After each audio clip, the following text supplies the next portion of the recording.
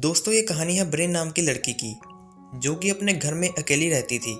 लेकिन फिर एक रात एक एलियन ब्रेन के घर में आ जाता है। फिर एलियन ब्रेन को पकड़ने लगता है। मगर एलियन ब्रेन को क्यों पकड़ना चाहता है और क्या ब्रेन उस एलियन से बच पाएगी?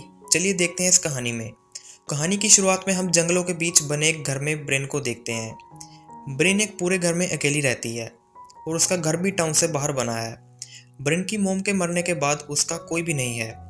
ब्रेन की मोम का एक सपना था कि वो पूरे टाउन का एक मॉडल बनाए और ब्रेन टाउन को बनाकर अपनी मोम का सपना पूरा करना चाहती है। अब ब्रेन ने एक पार्सल तैयार करके उसे पोस्ट करने जाने लगती है। तभी ब्रेन को उसके घर के बाहर एक गोला बना दिखता है। ब्रेन को समझ नहीं आता कि ये गोला यहाँ कैसे बना। इस बात पर वह खास ध्यान नहीं देती और उस जगह पर पानी डालती है और अपनी गाड़ी में आकर बैठ जाती है। ब्रेन स्माइल करने की कोशिश करती है और फिर वो शहर की तरफ जाने लगती है। इसी दौरान उसे अपने टाउन का एक लड़का मिलता है। ब्रेन इस लड़के को पसंद करती है। ब्रेन उसे स्माइल करते हुए हाय करती है, लेकिन वो लड़का ब्रेन को इग्नोर करके अपना मुंह मोड़ लेता है। यहाँ आकर पता चलता है कि टाउन का कोई भी इंसान ब्रेन को पसंद नहीं करता। अब ब्रेन टाउन में आकर अपने पार्सल को पोस्ट करती है। इसके बाद ब्रेन अपनी मोम की कब्र के पास जाकर बैठ जाती है। ब्रेन काफ़ी उदास थी। तभी उसे टाउन के कुछ लोग दिखते हैं, इसलिए ब्रेन वहाँ से जाने लगती है। तभी रास्ते में ब्रेन को एक पुलिस ऑफिसर अपनी वाइफ के साथ दिखते हैं, जो कि असल में ब्रेन की फ्रेंड मोड की मोम डैड थे।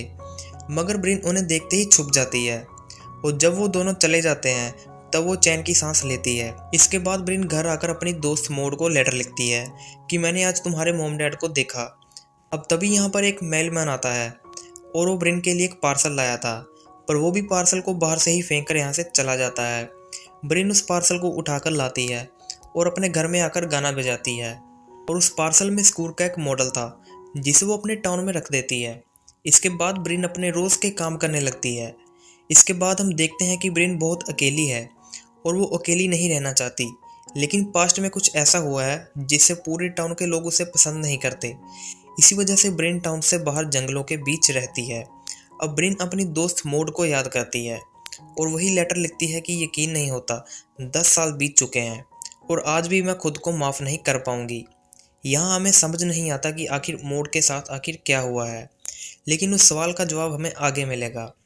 इसके बाद रात हो जाती है। ब्रेन लाइट्स ऑफ करके सो जाती है, मगर रात में खुद ही अचानक लाइट्स ऑन हो जाती है और एक गाना बजने लगता है। इसके बाद लाइट ऑफ हो जाती है। तभी बाहर से कुछ गिरने की आवाज़ आती है, जिससे ब्रेन की आंख खुल जाती है। ब्रेन देखती है कि कोई डस्टबिन के कचरे को बाहर फैला रहा है। उसे लगता है कि कोई डॉग होगा, इसलिए ब्रेन उसे भगाने के लिए नीचे जाती है। ब्रेन लाइट्स को ऑन करती है, लेकिन कोई भी लाइट ऑन नहीं होती। तभी ब्रेन घर के दरवाजे को देखती है, जो कि खुला हुआ है। तभी ये देखकर ब्रेन चौंक जाती है। तभी उसे कोई दिखता है, जो कि अजीब सी आवाज़ निकालकर दूसरी तरफ चला जाता है। ब्रेन उस क्रिएचर को देखकर काफ़ी डर जाती है।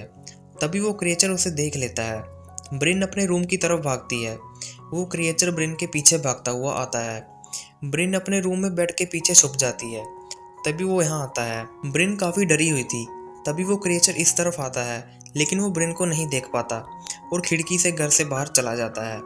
ब्रेन चैन की सांस लेती है और उठकर खिड़की को बंद कर देती है और एक हथियार लेकर घर के दरवाजे को बंद कर देती है, ताकि वो क्रिएचर अंदर ना आ पाए। लेकिन तभी सारी इलेक्ट्रॉनिक चीज़ें अपने आप ही ऑन हो जाती है।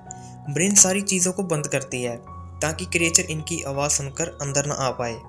इसके बाद ब्रेन मदद के लिए एक कॉल करती है, लेकिन एक अजीब सी आवाज़ से खिड़की का शीशा टूट जाता है और ये चीज़ें खुद ही चलने लगती है। तभी ब्रेन यहाँ से भागने लगती है और उसे वही क्रिएचर दिखता है। ब्रेन बचकर भागती है और आके एक जगह पर छुप जाती है, लेकिन वो क्रिएचर भी यहीं आ जाता है। वो ब्रेन को देख लेता है और उसके पास आ जाता है। तभी ब्रेन उस पर हमला करती है और यहाँ से भागती है, लेकिन वो क्रिएचर अपनी पावर से दरवाज़ा तोड़कर ब्रेन पर मार देता है। ब्रेन वहीं पर गिर जाती है और बचकर दूसरे रूम में जाने लगती है, मगर वो क्रिएचर देख लेता है। वो ब्रेन के बनाए हुए स्टाउन को तोड़ देता है और ब्रेन को अपनी तरफ खींचने लगता है। तभी ब्रेन एक नुकीली चीज़ उठा लेती है। इसके बाद वो क्रिएचर जब ब्रेन को उठाता है तो ब्रेन वही नुकीली चीज़ उसके दिमाग में घुसा देती है, जिससे वो क्रिएचर यहीं पर मर जाता है। ब्रेन काफ़ी डरी हुई थी और वो सुबह तक उसी जगह पर बैठी हुई थी। ब्रेन सुबह उठकर उसे देखती है तो वो क्रिएचर एलियन जैसा दिखता है, लेकिन वो एलियन अब पूरी तरह से मर चुका था, इसलिए ब्रेन उस पर कपड़ा डाल देती है। ब्रेन अपने फ़ोन के पास जाकर कॉल करती है, लेकिन उसका फ़ोन अब ख़राब हो चुका था। ब्रेन दूसरी इलेक्ट्रॉनिक चीज़ों को देखती है, वो भी पहले ही ख़राब हो चुकी थी। इसके बाद ब्रेन अपनी गाड़ी में जाती है, लेकिन उसकी गाड़ी भी स्टार्ट नहीं होती। ब्रेन काफ़ी परेशान हो जाती है, लेकिन ब्रेन हौसला रखती है। वो सबसे पहले अपनी हालत ठीक करती है और घर के टूटे हुए दरवाजे को सोफे से ब्लॉक कर देती है, ताकि कोई भी जानवर सोफे से अंदर ना आ पाए। इसके बाद ब्रेन बाहर आकर साइकिल से शहर की तरफ जाने लगती है। तभी रास्ते में ब्रेन को उसी मेलमैन का ट्रक मिलता है और उसका एक्सीडेंट हो चुका था।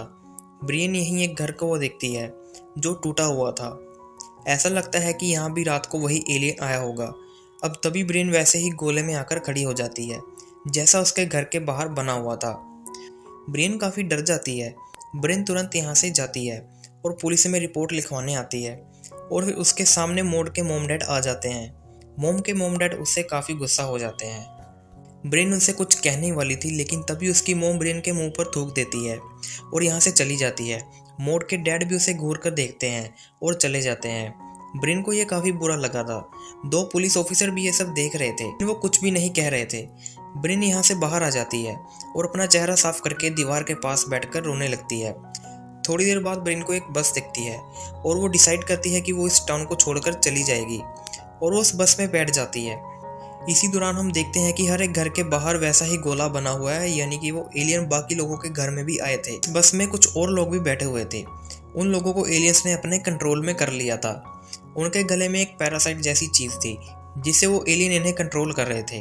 अब वो एलियंस ब्रेन को टाउन छोड़ने से मना करता है, क्योंकि वो ब्रेन को भी अपने कंट्रोल में करना चाहते थे। यहाँ वो आदमी ब्रेन पर हमला कर देता है, लेकिन ब्रेन उसे धक्का मार देती है और एक लड़की भी ब्रेन को पकड़ने लगती है। और ये सब देखकर ब्रेन समझ जाती है कि इन सभी लोगों को एलियंस ने अपने कंट्रोल्स में कर लिया है।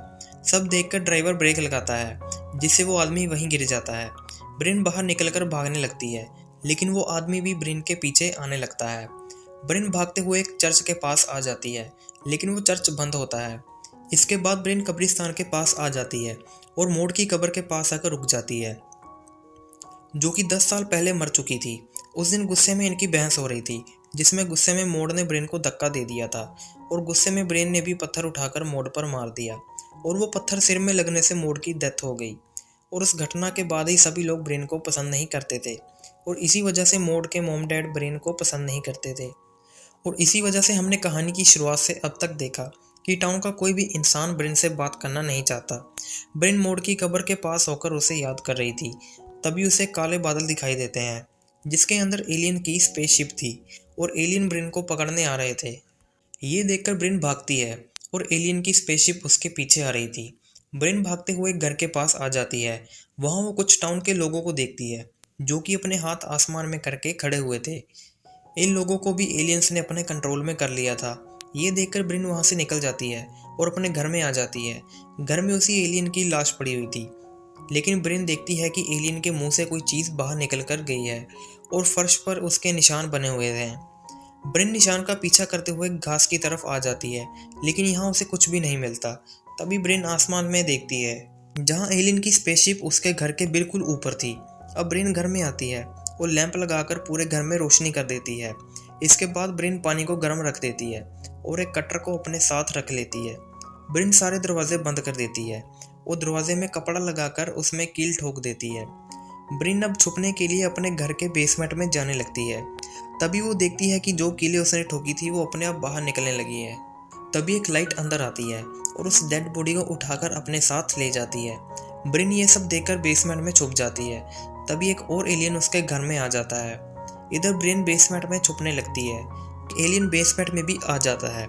ब्रेन उस एलियन से छुपने लगती है और एक कैंची उठा लेती है और एक टेबल के नीचे छुप जाती है। तभी एलियन उसे ढूंढ लेता है।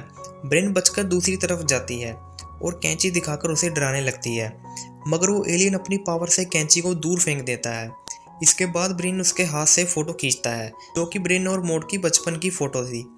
ब्रेन बचकर बाहर जाती है, लेकिन यहाँ दूसरा एलियन उस पर हमला कर देता है। ये एलियन ब्रेन को मारना चाहता था। ब्रेन उसके हाथ को काटकर बच जाती है। ब्रेन तुरंत उस उबलते हुए पानी के पास जाती है और उस एलियन पर डालने लगती है, लेकिन उबलते हुए पानी से भी उसे कोई ज़्यादा फर्क नहीं पड़ा। वो दोबारा उस पर हमला करने वाला था। तभी ब्रेन दरवाजे को तरफ जाती है। यहाँ दूसरे एलियन लाइट से ब्रिन को पकड़ने की कोशिश करते हैं, लेकिन ब्रिन बच जाती है। तभी एलियन ब्रिन की तरफ आने लगता है। ब्रिन धीरे धीरे पीछे जाने लगती है और एक कमरे में आकर दरवाजे को बंद करने लगती है, लेकिन वो एलियन दरवाजे पर हमला करके उसे तोड़ देता है। ब्रिन खिड़की से बाहर जाने लगती है, लेकिन वो एलियन उसे पकड़ लेता है। ब्रिन उसे लात मारती है और एक डंडे से उसे रोकने लगती है, लेकिन वो उस डंडे को भी तोड़ देता है। तभी ब्रिन डंडे की नुकीली साइड को एलियन के अंदर घुसा देती है और उसे भी मार देती है। ब्रिन खिड़की से बाहर जाती है। वो काफ़ी डरी हुई थी। तभी उसे एक और एलियन दिखता है जिसके बड़े बड़े पैर थे। ब्रिन उसे देखकर भागती है। तभी वही आदमी को एलियन के कंट्रोल में था। वो ब्रिन को पकड़ लेता है और उसे खींचकर एलियन के पास ले आता है। वो एलियन एक अजीब सा डांस करता है। स्पेसशिप इन दोनों को ऊपर खींचने वाली थी। तभी ब्रिन खुद को बचाकर अलग हो जाती है और उसे लात मारकर हटा देती है। इसी दौरान स्पेसशिप से एक लाइट निकलती है और वो आदमी हवा में लटककर ऊपर जाने लगता है, लेकिन वो स्पेसशिप आदमी को नीचे फेंक देती है और अलग होकर दूसरी दिशा में चली जाती है। ये सब देखकर बड़े पैरों वाला एलियन ब्रिन के पीछे पड़ जाता है। ब्रिन यहाँ से भागती हुई अपने घर में पहुँच जाती है। तभी वो एलियन उसके घर के ऊपर चढ़कर जोर से चीखता है और उसके पीछे आने लगता है। ब्रिन को अपनी गाड़ी दिखती है और वो गाड़ी की दूसरी तरफ आ जाती है। एलियन के एक पैर की वजह से गाड़ी नीचे से टूट जाती है और पेट्रोल नीचे गिरने लगता है। ये देखकर ब्रिन अपने लाइटर निकालकर गाड़ी में आग लगा देती है, जिसके बाद एक धमाका होता है और वो एलियन भी गाड़ी के साथ मर जाता है। स्पेसशिप की लाइट ब्रिन पर पड़ती है। ब्रिन बचते हुए अपने घर के अंदर आ जाती है, लेकिन अब यहाँ पर वही एलियन आता है जो बेसमेंट में था। वो दरवाज़ा खोलकर अंदर आ जाता है और यहाँ वो सभी लेटर थे जो ब्रिन ने मोड के मरने के बाद उसे लिखे थे, और यहाँ इन दोनों की कई फोटोज भी थी। ये एलियन उन सभी चीज़ों को देखने लगता है। ब्रिन उस पर पीछे से हमला करती है, लेकिन एलियन अपनी पावर से उसे दूर फेंक देता है। ब्रिन उठकर यहाँ से भागती है, लेकिन एलियन उसे देख लेता है और उसके पीछे जाने लगता है। इधर ब्रिन एक रूम में आती है और यहाँ एक रेड लाइट आती है, जिससे ब्रिन वहीं फ्रीज हो जाती है और रूम की छत से चिपक जाती है। ब्रिन अपने हाथ पैर नहीं हिला पाती। के बाद वही एलियन उठकर ब्रिन के सामने आ जाता है। फिर इस एलियन के मुंह से वही पैरासाइट निकलता है जिसने बाकी लोगों को कंट्रोल करके रखा था। पैरासाइट उसके मुंह में चला जाता है। ब्रिन कुछ भी नहीं कर पाती। तभी उसकी आंख खुलती है और उसे लगता है कि जो उसके साथ हो रहा है वो सब एक सपना था। ब्रिन अब खुश हो जाती है, लेकिन ये सब हकीकत में था। पैरासाइट ने उसे काबू करके उसे यादों में भेज दिया होता है, और तभी उसके सामने उसकी दोस्त आती है जो कि मरी नहीं थी बल्कि जिंदा थी, और ब्रिन उसे देखकर कहती है कि मुझे माफ़ कर दो।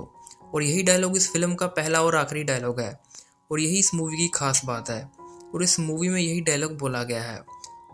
शुरू से लेकर ब्रिन ने कुछ भी नहीं कहा और ना ही किसी और ने कहा, और फिर ब्रिन मोड की देखकर उसे माफ़ी मांगती है, और तभी ब्रिन अपने मुंह में हाथ डाल के उस पैरासाइट को बाहर निकाल देती है। ब्रिन असली दुनिया में आ जाती है और वो अपने आप को घर के बाहर पाती है।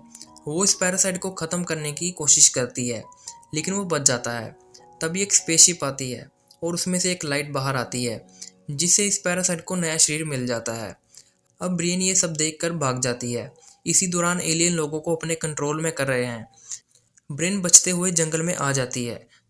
तभी उसके सामने उसी जैसी ब्रिन आ जाती है और वो असली ब्रिन को चाकू मार देती है, लेकिन ब्रिन अभी अपने कटर से भी इस एलियन को भी मार देती है। असली ब्रिन बचकर आगे जाती है, लेकिन उसके सामने फिर से वही बड़े पैरों वाला एलियन आ जाता है, और तभी स्पेसशिप ब्रिन को ऊपर खींच लेती है। ब्रिन एलियन के कब्जे में आ चुकी थी। फिर सारे एलियन उसे घेर कर खड़े हो जाते हैं। फिर एलियन ब्रिन की सभी यादों को देखने लगते हैं और ब्रिन को भी पुरानी यादें दिखने लगती हैं। यहाँ ब्रिन अपनी मोम के साथ होती है। फिर उसे वो पल याद आता है जहाँ उसकी मोम के साथ लड़ाई हो रही थी और वो मोड को पत्थर मारती है। इसके बाद ब्रिन मोड की मौत के बाद खुद को माफ़ नहीं कर पाई, उसके लिए लेटर लिखती है। यहाँ पर ब्रिन अपने यंग रूप को देखकर उसके हाथ पर हाथ रखती है, और ये देखकर ऐसा लग रहा था कि जैसे ब्रिन कह रही हो कि अपने आप को माफ़ कर दो।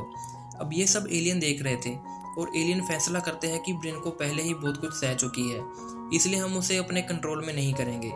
इसके बाद एलियंस ब्रिन को अपनी स्पेसशिप से नीचे फेंक देते हैं। ब्रिन जिंदा बच जाती है, जिससे वो काफ़ी खुश हो जाती है। अब हम इसके बाद का सीन देखते हैं, जहाँ टाउन में सब कुछ नॉर्मल हो गया था और टाउन के सभी लोग ब्रिन के साथ अच्छा बिहेव करने लगे थे। इस बार ब्रिन उन सबको हाई करती है। सब भी ब्रिन को हाई करते हैं, लेकिन असल में वो सभी उन्हीं एलियन के कंट्रोल में थे। ब्रिन की लाइफ पहले से अच्छी हो चुकी थी, इसलिए शायद उसे इस चीज़ से कोई फ़र्क नहीं पड़ता कि वो एलियंस के बीच में रहती है या इंसानों के बीच में। वो ब्रेन पार्टी में जाती है जहाँ वो सबके साथ डांस करती है और आसमान में हम उसी एलियन की स्पेसशिप को देखते हैं और इसी एंडिंग के साथ ये कहानी यहीं पर ख़त्म हो जाती है।